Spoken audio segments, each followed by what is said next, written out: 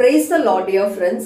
இன்னைக்கு ஆண்டவருடைய வார்த்தை குதிரை யுத்த நாளுக்கு ஆயத்தமாக்கப்படும், ஜெயமோ கர்த்தரால் வரும்.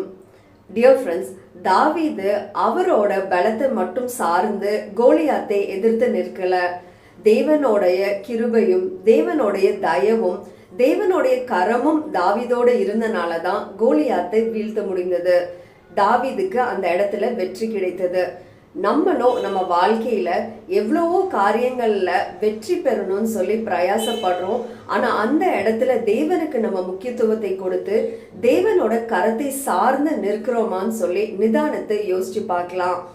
இந்த நாள்ல கூட உங்களுக்கு சில காரியங்கள்ல வெற்றி கிடைக்கலன்னு சொல்லி சோர்ந்து போயிருந்தீங்கன்னா, இன்னைக்கு ஏசப்பா உங்களை பார்த்து தான் சொல்றாரு, ஜெயமோ கர்த்தரால் வரும்.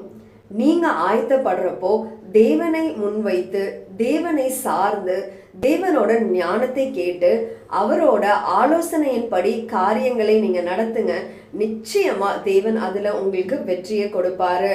இந்த நாள்ல கூட ஜெயம் கொடுக்கிற தேவன் உங்களோட இருக்கிறாருன்ற விசுவாசத்தோட கடந்து செல்லுங்க.